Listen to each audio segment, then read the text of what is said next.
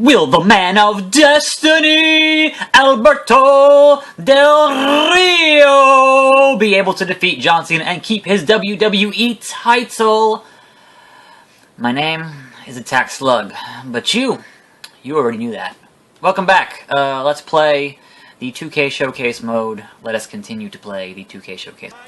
We are back. It is Buffalo, New York. It is Night of Champions. It is John Cena versus Alberto Del Rio for the WWE Championship. Back before it was unified, back when it was just the WWE Championship, not the World Heavyweight Championship. So, that's fun. This is the part where my memory starts to get hazy as to what this feud actually was. But now I gotta make Del Rio tap out. Apparently, that's the plan. Yeah. At a certain point, as a wrestling fan, you start to recall like the broad strokes of what the angles were, and the finer details of them become a bit muddier in your memory because there is just so much wrestling out there that it is difficult to keep track of it all. And certainly anything when they, started to get into the nonsense territory with this particular Cena Punk stuff became like just hot garbage.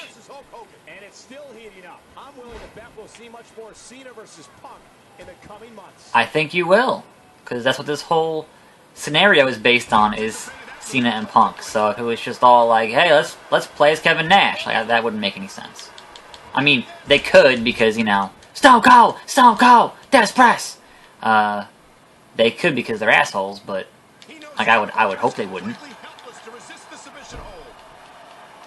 Oh, come on, that was time for a 5-knuckle shuffle. Hitting triangle now. There we go.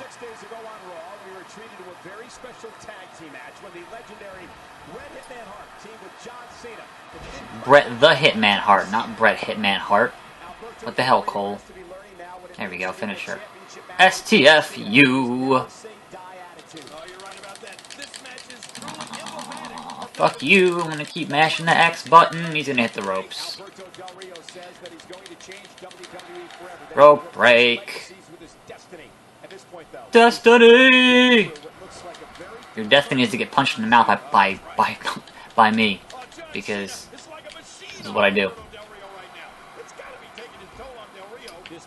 Oh, belly to belly throw.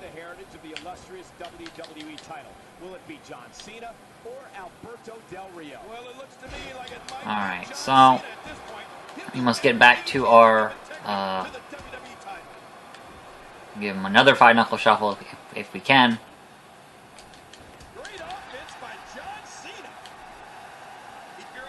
Angle slam. No. Alright. Now we give him another 5-knuckle shuffle to give him another signature move, and then doing another STF, and we're going to hope that he does not escape that. But he probably will, because he's pretty close to the ropes here. So, we'll see how it goes. No, not... Goddamn. Damn it. Cancel. Cancel. There we go. I still have it. Can he follow up? No, not really. Not really. I'm getting my ass suplexed. There we go. Boom. Alright, let's get him in the center of the ring here, hopefully. Or not. Drag him to the center of the ring. Look at Ricardo freaking the fuck out. There we go. STF. Middle of the ring. This should be it. Tap or snap, Del Rio. There you go. Tapped out, Night of Champions, John Cena, once again overcoming the odds for your hard-earned dollars, because that's what he does. On his way to matching and then topping Flair's record, which is kind of really depressing when you think about it, but it is what it is. At the same time, it's wrestling. It's not, some things... Here we go. Blur vision. Awesome. So, for those of you asking about blur vision and how other YouTubers might not be doing blur vision, it's very simple. When you get a content ID strike, you don't... The video stays up, but it means that all the money that video could be earning is going toward whoever made the content ID claim. And as someone who, is not making a living on this, but would like to be, at least paying the bills with it, having all of my videos flagged by WWE would be, a damn shame. So that is why those scenes had a bit of a blur vision, because there is an audio fingerprinting component of YouTube. For those of you who don't actually, upload game stuff, there's an audio component and a video component. So here is CM Punk wearing the Ice Cream Bars shirt. Disqualification match. Introducing first, from Chicago, Illinois, weighing 222 pounds. And what a crying shame that no one was able to get the Ice Cream Bars thing to happen. Not even CM Punk. That is the most messed up part of this whole thing. Is that we should have had the return. And it's not like it's a hard thing to make. Like, it's not like they've patented the fucking recipe. Like, have somebody else partner with some other ice cream company. It doesn't have to be the guys who used to make it. Get somebody else who makes ice cream and then have them, even if it's like a limited run for the summer or something. Just, make the ice cream bars. People would like them. I remember actually, the only place you could find them was actually finding an ice cream man, and they would have them. Like, you couldn't get them in stores. But I would have thought a limited run would do decently enough with the audience who would have wanted to eat them, but that was just never the case. And that kind of sucks. But I certainly have fond memories of the WWE ice cream bars. I thought they were fantastic. And alright. Monitoring my phone for any kind of a late-breaking deal, which is always fun. And here comes the King of Kings, the Gamer, Triple H. Still has his hair. Yeah, I don't like. What made no sense about this angle is that CM Punk was originally, the whole pipe bomb stuff was about Vince McMahon. So how the hell it ended up being personal with Triple H? I understand Triple H obviously is his son-in-law, but when you think about where the buck stops at WWE, when you think about where the buck stops, it is still, to this day, it is Vince McMahon. So yeah, Triple H has a say in some stuff, and he's been doing, his NXT stuff, but think about 2011 specifically. The buck stops at Vince McMahon, and having this be a CM Punk Triple H deal made little to no sense, but that was the direction they went in, and hindsight's 2020. What are you gonna do? Here I go, just right into Cole, who was not on Raw this week because he had to sell the F5 from Mr. Brock Lesnar, and is that, not to get too off topic, but Michael Cole taking an F5 and then immediately rolling out of the ring. Like, he's been with the company how long? He should know a little bit how you should be selling a devastating move like that in the ring. Like, what are you even doing? Go to sleep. Yeah. Back in the ring. Now I guess we're going to start the match proper. And that'll be fun.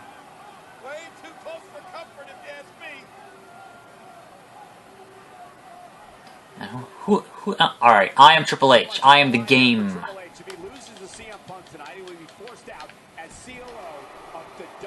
Alright, there was that whole part of this angle where I get forced out as the COO. Not that any of this stuff actually matters in the, storyline part of it, but, that's kind of...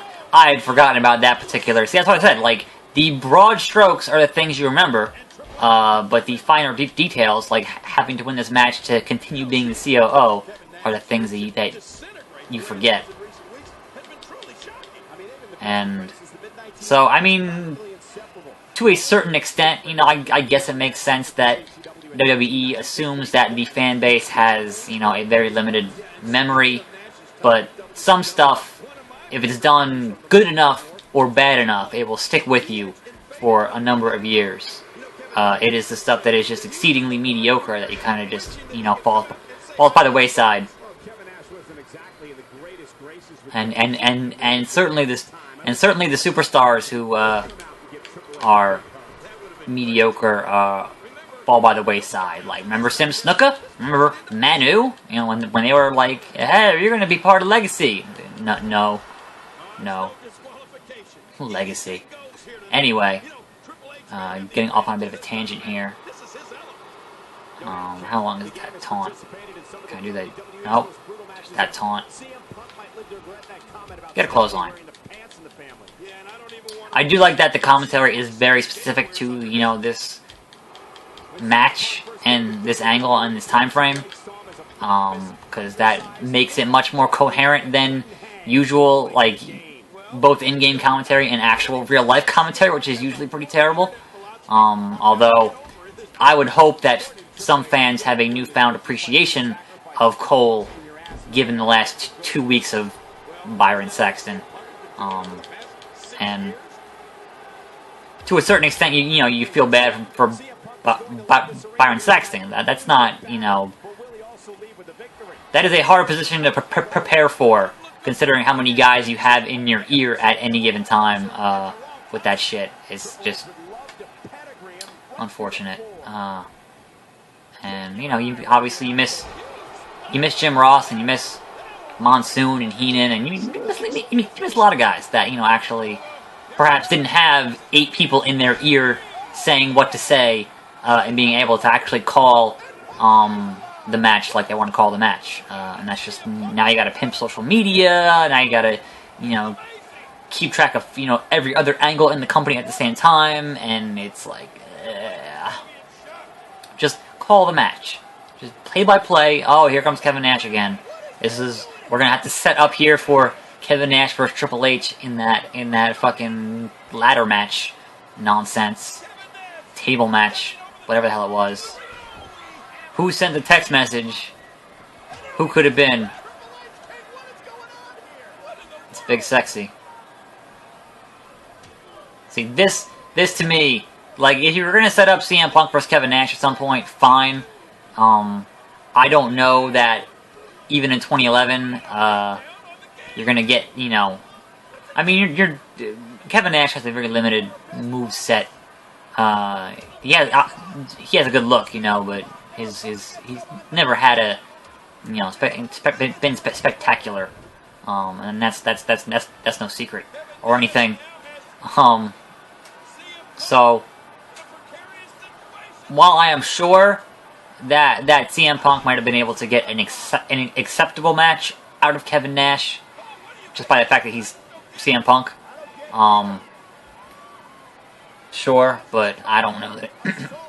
Certainly would not have been a 5-star classic by any means. I wonder if they're gonna show. I wonder if they're gonna show that dumb backstage stuff where this was great. That Kevin Nash, respect for the business, taking the monitors and placing them on the ground, not throwing them, not chucking them. He's placing them on the ground because Kevin Nash remembers back 20 years ago when you only had like those 3 monitors, so you better not break that shit because they're expensive. Now it's like, yeah, you know, whatever, $50. But the way it used to be, yeah, that's that little thing there that you could tell he's an old school guy who remembers when the announce table used to just be a fucking wooden table with a cloth on it, and you know, the company was so far in the fucking red that breaking monitors was not an option. That's the kind of thing that I appreciate and I mark out for. Like, alright, yeah. He was there. He was there when they were in the fucking shithouse and WCW whooping their ass. Oh, skinny fat ass.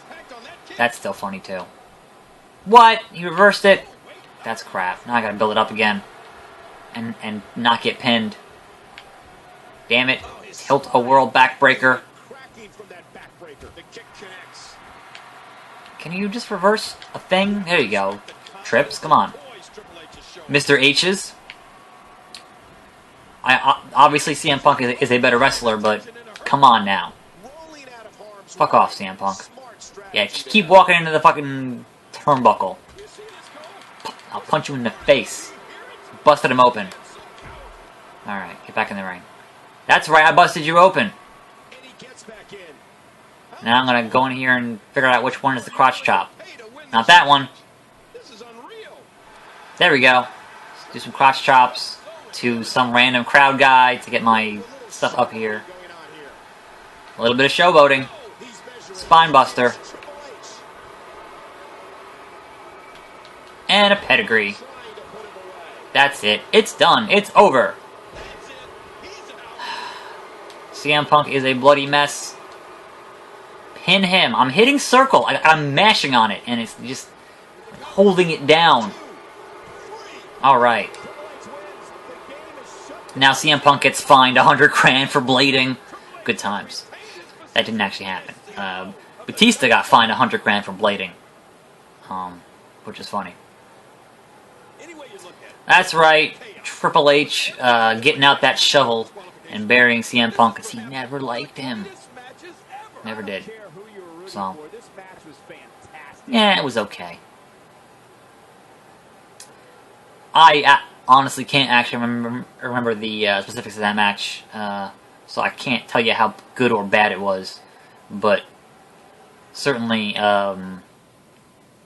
animosity between the two of them, and that led to Punk eventually just, getting the fuck out.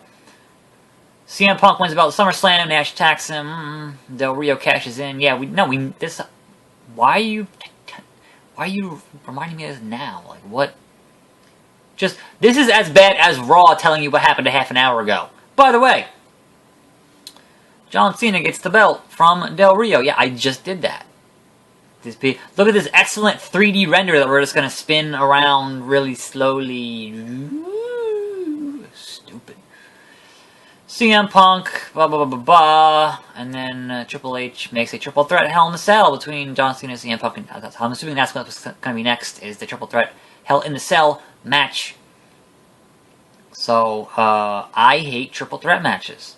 I like watching them. I hate playing them. So, I guess we'll get our video package here and then end it for the day. Or no video package. Okay. Color me surprised. Here comes Del Rio in his car with no license plate. That's not how cars work. Del Rio's personal ring announcer, Ricardo Rodriguez. Nice. Oh, and they translate it. That's awesome. Yeah. Alberto El Patron, as he is now known, elsewhere in the world, and not WWE, which is really funny.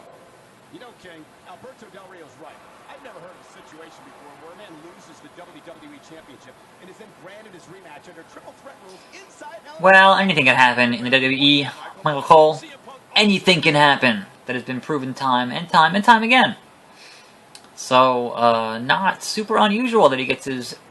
He uses his rematch clause and gets thrown into a triple threat match. Because after all, look at what happened to Roman Reigns, who won the Rumble and then had to go fight Daniel Bryan at Fastlane, even though he didn't have to. He's just apparently stupid and was tricked into it. Not that it mattered because he won anyway at Fastlane, so... Fastlane was terrible. Anyway, we're going to, I guess, finish watching these intros so that we can skip them next time. If there's any actual, like, custom announcing or, dialogue in here that is match specific. And then once that ends, we actually get into the match, then, yeah, okay. More of this. Which is good. I like the actual, here's the stuff that they would have said, or they did say. I appreciate that.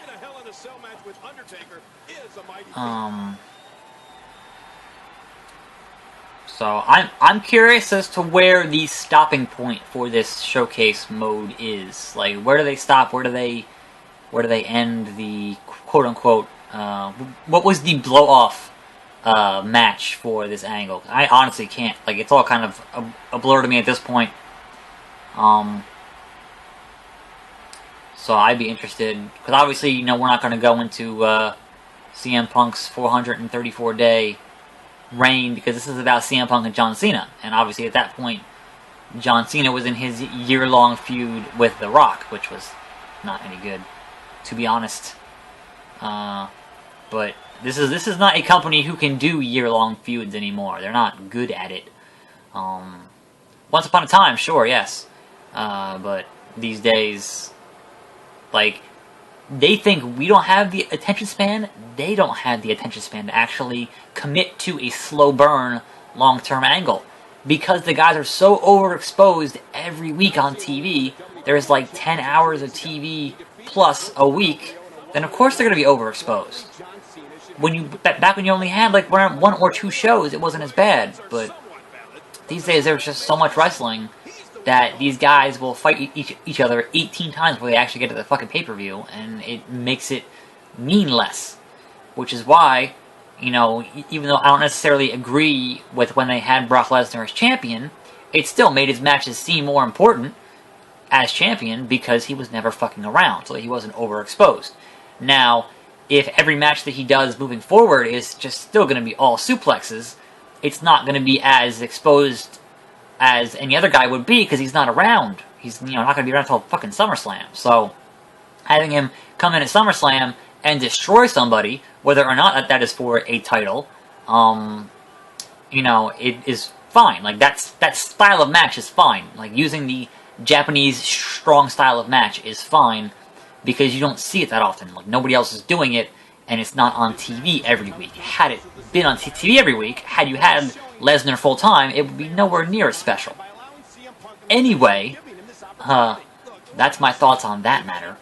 And we're going to see who they're going to have us play as, and then we're going to hit pause and end for the day. So, come on now. Do your little... Yep, we're all going to fight here. Men to men. Fighting. So it should start the match for us. Who are you going to play as? Alberto Del Rio. Okay. Damage Punk moderately. Okay, well that is tomorrow's episode of this Let's Play of WWE 2K15 2K Showcase mode. And as always, I am your host, Attack Slug. And I will see you next time, right here on this channel. And I'm out.